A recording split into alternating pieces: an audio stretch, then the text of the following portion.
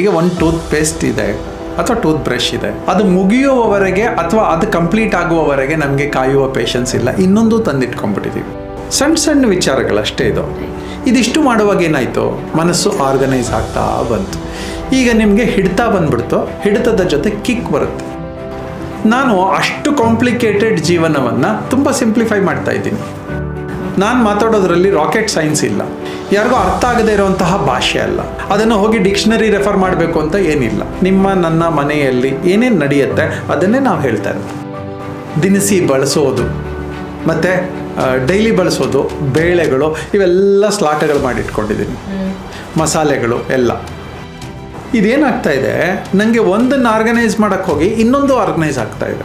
ಹೀಗೆ ಆರ್ಗನೈಸ್ ಆಗ್ತಾ ನನ್ನ ಮನೆಯ ಶ್ರಮ, ಮೇಂಟೆನೆನ್ಸ್ ಶ್ರಮ ಇದೆಯಲ್ಲ ತುಂಬ ಕಡಿಮೆ ಆಗ್ತಾ ಇದೆ. Organizing, parking, time save, no ಖರ್ಚು.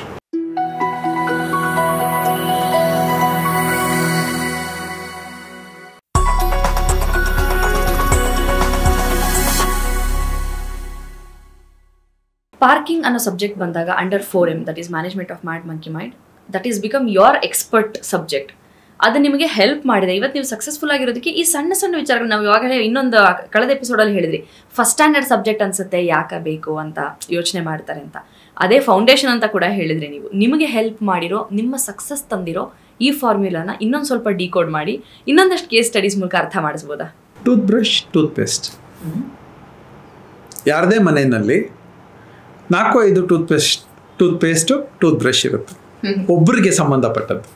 ಹಾಗೆ 3-4 ಜನ ಇದ್ದಾರೆ ಅಂತ ದಂಡಿಯಾಗಿರುತ್ತೆ. ಈಗ ಒಂದು ಟೂತ್ ಪೇಸ್ಟ್ ಇದೆ ಅಥವಾ ಟೂತ್ ಬ್ರಷ್ ಇದೆ, ಅದು ಮುಗಿಯುವವರೆಗೆ ಅಥವಾ ಅದು ಕಂಪ್ಲೀಟ್ ಆಗುವವರೆಗೆ ನಮಗೆ ಕಾಯುವ ಪೇಷನ್ಸ್ ಇಲ್ಲ. ಇನ್ನೊಂದು ತಂದಿಟ್ಕೊಂಡ್ಬಿಟ್ಟಿದ್ದೀವಿ. ಒಂದೇ ಸ್ಟ್ಯಾಂಡಲ್ಲಿ 2 ಟೂತ್ ಪೇಸ್ಟ್ ಇದೆ ಅಲ್ವಾ? ಇರುತ್ತೆ, ನಾರ್ಮಲ್. ಇದು ಎಲ್ಲ ಹ್ಯೂಮನ್ ಬೀಯಿಂಗಲ್ಲಿ ಇರುತ್ತೆ. ಪಾರ್ಕಿಂಗ್ ಅಂದ ತಕ್ಷಣವೇ ಈಗ ನನ್ನ ಮನೆಯಲ್ಲಿ ನಾ ಮಾಡಿರೋದು ಹೇಳ್ತೀನಿ. ನನಗೆ ಈಗ ನನ್ನ ವಾಶ್ರೂಮ್ ಒಂದಿದೆ, ಅದರಲ್ಲಿ 1 ಟೂತ್ ಪೇಸ್ಟ್ ಇದೆ, 1 ಬ್ರಷ್ ಇದೆ ಅಷ್ಟೇ. ನಂಗೆ ಕನ್ಫ್ಯೂಷನ್ ಇಲ್ಲ. ಇವತ್ತು ಯಾವುದ್ರಲ್ಲಿ ಉಜ್ಬೇಕು ಅನ್ನೋ ಕನ್ಫ್ಯೂಷನ್ ಇಲ್ಲ. ಅದು ಮುಗಿದಿದೆ, ಅದದ್ದು ಬ್ರಷ್ ಹೋಗಿದೆಯೋ ಅಥವಾ ಸಾಕಾಗಿದೆ, ಅದು ನೋಡಿ ಸಾಕಾಗಿದೆ, ಎಸ್ದು ಬಿಡ್ತೀನಿ ಅದು. ಸೊ ಅದು ಇನ್ನೊಂದು ಸಬ್ಜೆಕ್ಟಿಗೆ ಬರ್ತೀನಿ, ಡಿಸ್ಪೋಸಲ್ಸ್ ಅಂತ.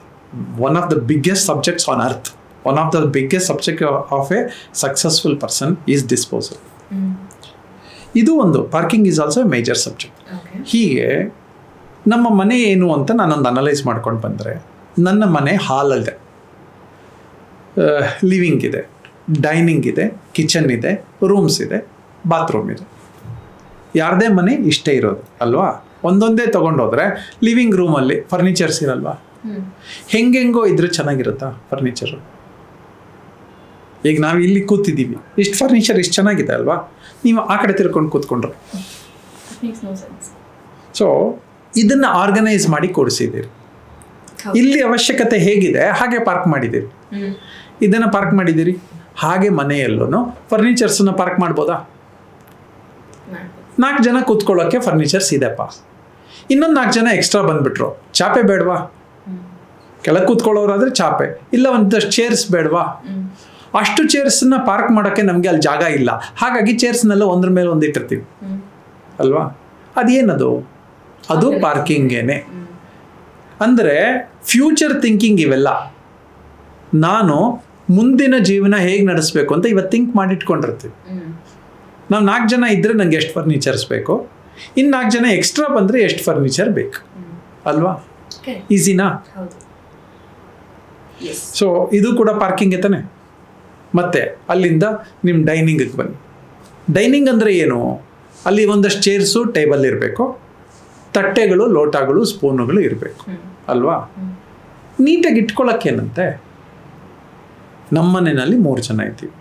3 ಜನಕ್ಕೆ ಬೇಕಾಗಿರುವ ತಟ್ಟೆ, ಲೋಟ, ಸ್ಪೂನುಗಳನ್ನು ನಾವು ಸರಿಯಾಗಿ ಇಟ್ಟಿರ್ತೀವಿ.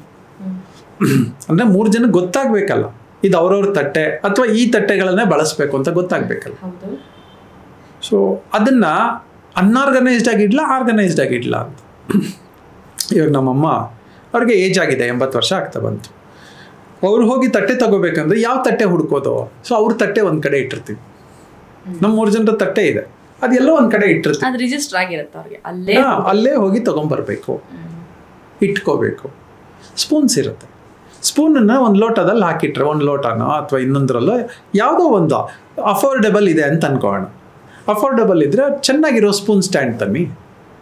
ಅಫೋರ್ಡೆಬಲ್ ಇಲ್ಲ ಅಂತ ಹೇಳ್ಕೊಳ್ಳಿ, ಅಂದರೆ ದುಡ್ಡಿಲ್ಲ, ನಂಗೆ ಇಷ್ಟೆಲ್ಲ ಖರ್ಚು ಮಾಡೋಕ್ಕೆ ದುಡ್ಡಿಲ್ಲ, ಒಂದು ಹಳೆ ಲೋಟ ಇಟ್ಕೊಳ್ಳಿ. ಮಗ್ಸ್ ಬರುತ್ತೆ, 50 ರೂಪಾಯಲ್ಲಿ ಮಗ್ ಬರುತ್ತೆ, ಮಗ್ಗಲ್ಲಿ ಹಾಕಿಟ್ಕೊಳ್ಳಿ. ಸೊ ಸಣ್ಣ ಸಣ್ಣ ವಿಚಾರಗಳಷ್ಟೇ ಇದು. ಇದಿಷ್ಟು ಮಾಡುವಾಗ ಏನಾಯಿತು, ಮನಸ್ಸು ಆರ್ಗನೈಸ್ ಆಗ್ತಾ ಬಂತು. ಈಗ ನಿಮಗೆ ಹಿಡಿತ ಬಂದ್ಬಿಡ್ತು, ಹಿಡಿತದ ಜೊತೆ ಕಿಕ್ ಬರುತ್ತೆ. ಈಗ ಕುಡಿದ್ರೆ ಬರುತ್ತೆ ಕಿಕ್, ಹಾಗೆ ನನಗೆ ಯೋಗ ಮಾಡಿದ್ರೆ ಬರುತ್ತೆ. ಯಾರೋ ಸೈಂಟಿಸ್ಟ್ಗೆ ಅವನು ತನ್ನ ವಿಷಯದಲ್ಲಿ ಯೋಚನೆ ಮಾಡ್ತಾ ಇದ್ರೆ ಬರುತ್ತೆ. ಹಾಗೆ ನನಗೆ, I am A simplified engineer, qualified ಅಲ್ಲ, ಸಿಂಪ್ಲಿಫೈಡ್ ಇಂಜಿನಿಯರ್. ಇಂಜಿನಿಯರ್ ಅಂದ್ರೆ ಏನು, ತುಂಬ ಕಷ್ಟವಾದ ಕೆಲಸಗಳನ್ನು ಸುಲಭವಾಗಿ ಮಾಡುವವರೇ ಇಂಜಿನಿಯರ್ಸ್. ನಾನು ಅಷ್ಟು ಕಾಂಪ್ಲಿಕೇಟೆಡ್ ಜೀವನವನ್ನು ತುಂಬ ಸಿಂಪ್ಲಿಫೈ ಮಾಡ್ತಾ ಇದ್ದೀನಿ. ನಾನು ಮಾತಾಡೋದ್ರಲ್ಲಿ ರಾಕೆಟ್ ಸೈನ್ಸ್ ಇಲ್ಲ, ಯಾರಿಗೂ ಅರ್ಥ ಆಗದೇ ಇರುವಂತಹ ಭಾಷೆ ಅಲ್ಲ, ಅದನ್ನು ಹೋಗಿ ಡಿಕ್ಷನರಿ ರೆಫರ್ ಮಾಡಬೇಕು ಅಂತ ಏನಿಲ್ಲ. ನಿಮ್ಮ ನನ್ನ ಮನೆಯಲ್ಲಿ, ನವೀನನ ಮನೆಯಲ್ಲಿ ಏನೇನು ನಡೆಯುತ್ತೆ ಅದನ್ನೇ ನಾವು ಹೇಳ್ತಾ ಇರೋದು.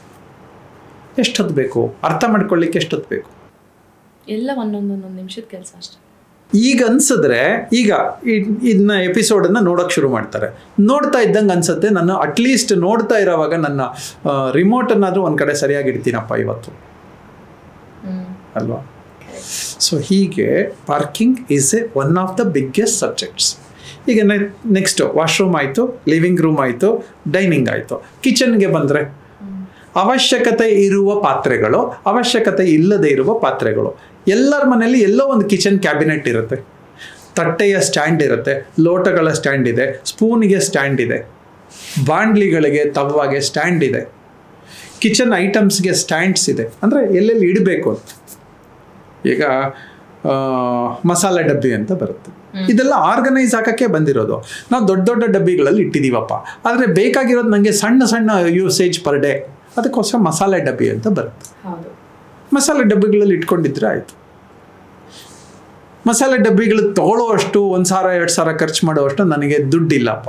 ಅವ್ರೇನು ಮಾಡ್ಬೋದು, 10 ರೂಪಾಯಿದು 10 ಡಬ್ಬಿ ತಂದಿಟ್ಕೋಬೋದು.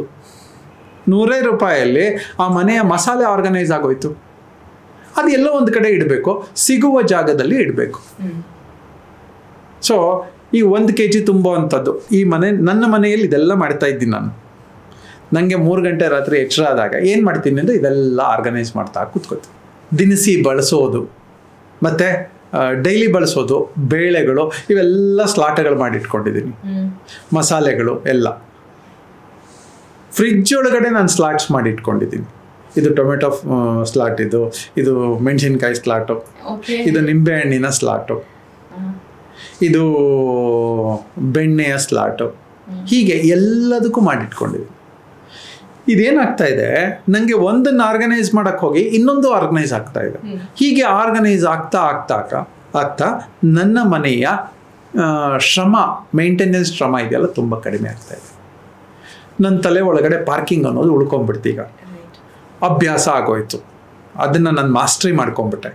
ಈಗ ನನಗೆ ಪಾರ್ಕಿಂಗ್ ಮನೇಲಿ ಮಾಡಿದ್ರೆ ಏನು, ಆಫೀಸಲ್ಲಿ ಮಾಡಿದ್ರೆ ಏನು, ಎರಡು ಒಂದೇ ಅಲ್ವಾ? ಎರಡು ಕಡೆ ನೀವೇ ಅಲ್ವಾ? ಅದೆಲ್ಲಿದೆ ಪಾರ್ಕಿಂಗು? ಇಲ್ಲಿದೆ. ಪಾರ್ಕಿಂಗ್ ಬರೀ ವೆಹಿಕಲ್ ಅಲ್ಲ.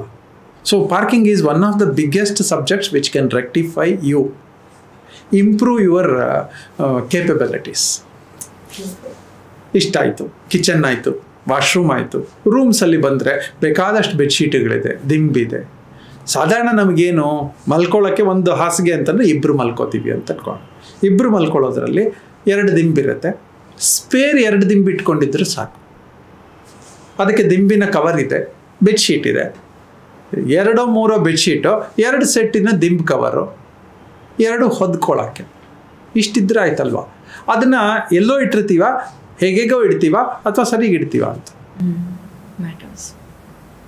ಸಾಧಾರಣ ಇವತ್ತಿನ ಮಂಚಗಳಲ್ಲಿ ಅದನ್ನು ಸ್ವಲ್ಪ ಮೇಲೆ ಎತ್ತಿದ್ರೆ ಅಲ್ಲೇ ಬಾಕ್ಸಸ್ ಇರುತ್ತೆ ಅಥವಾ ಅಲ್ಲೇ ಡ್ರಾಸ್ ಇರುತ್ತೆ. ಅದಕ್ಕೆ ಒಂದು ಸ್ಲಾಟ್ ಇಟ್ಟರೆ ಆಯ್ತು.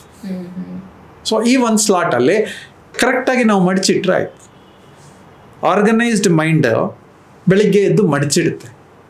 ಅನ್ಆರ್ಗನೈಸ್ಡ್ ಮೈಂಡು ಅದೇ ಬೆಡ್ಶೀಟ್ ತಾನೆ ಹೆಂಗೂ ರಾತ್ರಿನೇ ಒದ್ಕೋತೀವಲ್ಲ ಹಿಂಗೂ ಮುದುಡ್ಬಿಟ್ಟು ಒಂದು ಕಡೆ ಹಾಕತ್ತೆ. ಎರಡೂ ನಾವೇನೆ.